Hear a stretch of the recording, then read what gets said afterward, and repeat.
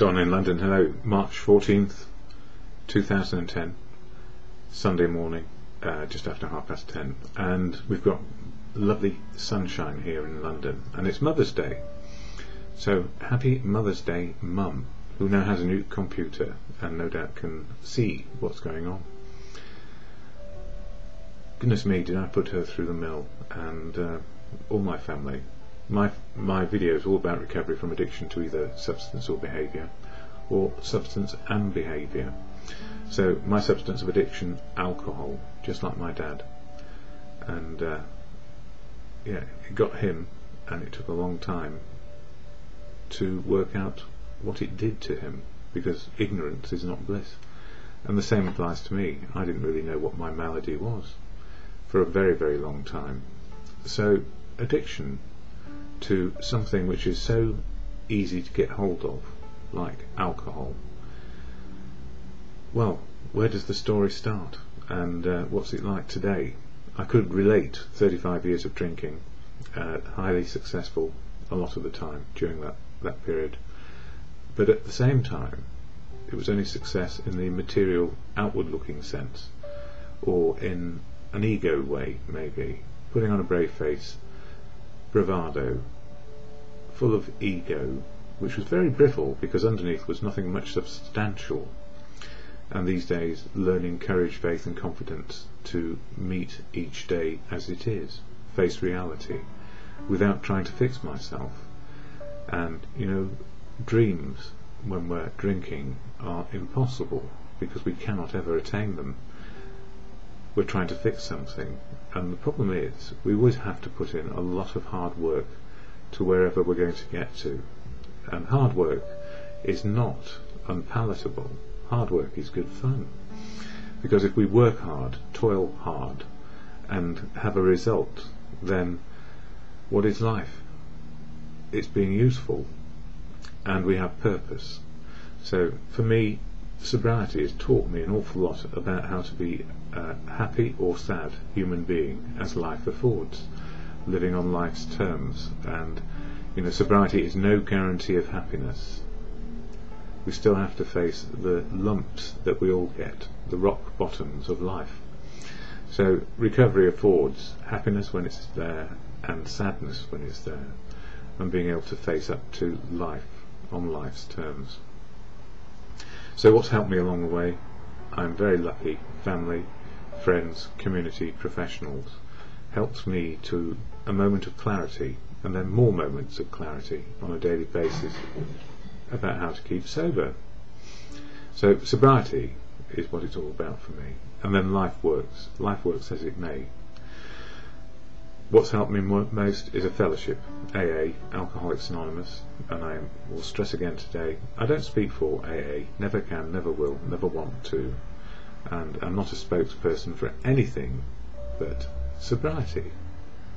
So sober works for me, and I share about AA because it has been the backbone of my recovery, and I share about the AA preamble and the literature and the 12 steps of action for individuals to change attitude and behaviour to living life as it may be.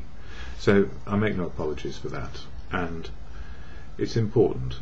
It's my message of experience, strength and hope, not anybody else's, and not representing anybody at all except where I am today.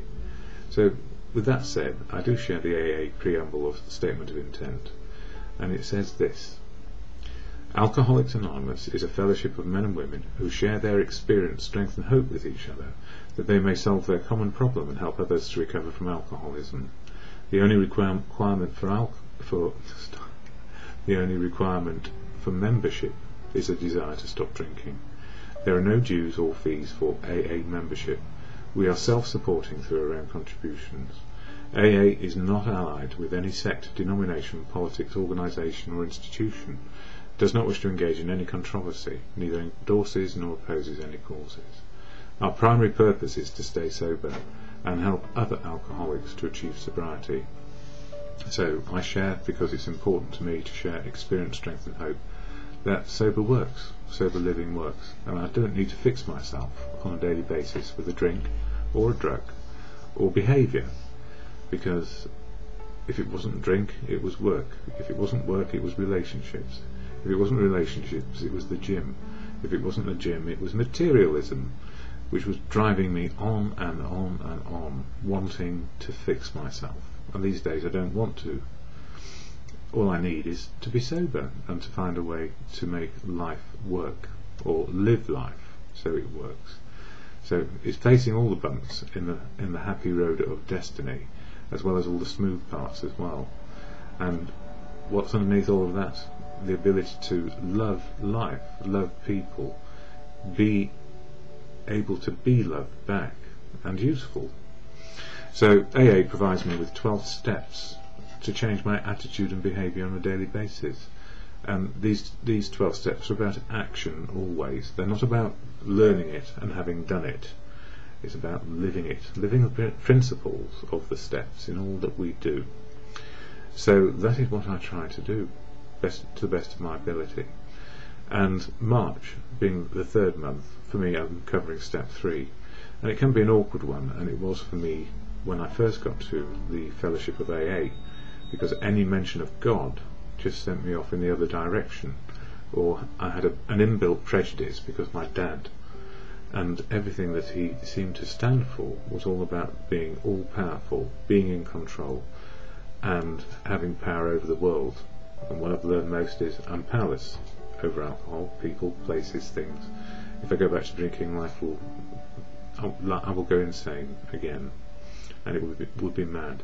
So when I got to step 3, I understand the first 2, don't drink, don't go mad. And step 3 reads as, made a decision to turn our will and our lives over to the care of God as we understood him. And for me the idea of God was very, very difficult. But these days I've come to my own conclusion, as everybody does, what God is or isn't in their lives. And for me, God is truth, love, and works through others. So with that in mind, in this book, Daily Reflections for today, it says for March 14th, and this covers the 12 steps, 1 a month, which is really good. It's like a mental jogger, and we need reminding on a daily basis what is good for us, or we go off track very quickly. The keystone, he is the Father, that's God. Truth, love, works through people. And we are his children. Most good ideas are simple, and this concept was the keystone of the new and triumphant arch through which we pass to freedom. A keystone is the wedge-shaped piece at the highest part of an arch that locks the other pieces in place.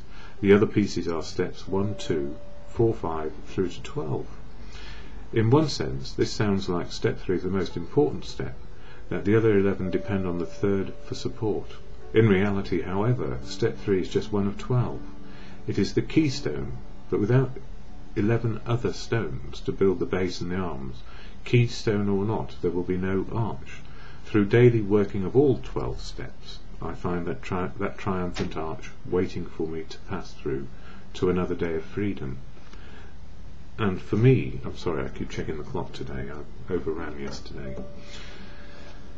Another day of freedom, freedom of choice. And it's not about having power over the world or other people, places, things. It's about me being able to make choices based on an attitude and behaviour of life to life, how it can be in just one day. So freedom of choice given life circumstances, life on life's terms. So God, let go and let God, let the truth in, let love in, let other people's wisdom in, to help us be informed about what we can and cannot do on a daily basis. And the can do, cannot do bit for me is embodied in the serenity prayer, which is always there for me to remind myself at any time of day about can do, can't do. And it's to God, all good conscience, as you choose and understand. God, grant me the serenity to accept the things I cannot change, the things I cannot change. Courage to change the things I can. That's the things I can change. And the wisdom to know the difference is, for me, just for today.